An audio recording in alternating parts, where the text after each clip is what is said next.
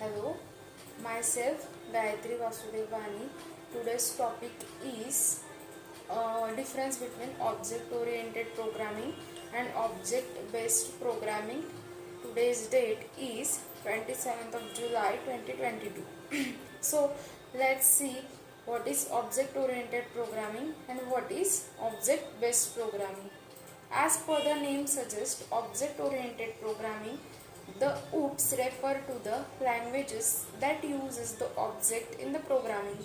They use the object as a primary source to implement what is to happen in the code. The objects are seen by the viewer or user performing the task assigned by you.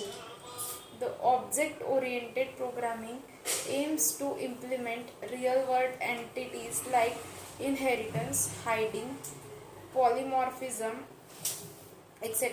in programming. The main aim of OOP is to bind together the data and the functions that operate on them so that no other part of the code can access this data except that function. Now let's discuss the prerequisites polishing the concept of method declaration and message passing, starting with the method declaration.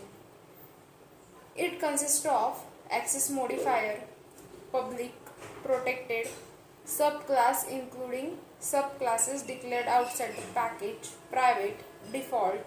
So the access modifiers. The access modifiers define the access type of the method. That means from where it can be accessed on our application. In Java, there are 4 types of access specifier. First one is the public. Public is accessible in all the classes in our in our application. The protected. Protected is accessible only within the package in which it is defined and its subclass. The next one is private. It is accessible only within the class in which it is defined. And the next one is default. Default is declared or now we will see about the object-based language. The object-based language is used in the technical sense to describe any programming language that uses the idea of encapsulating state and operation inside the objects. The object-based languages need not support inheritance or subtyping, but those are termed as the object only.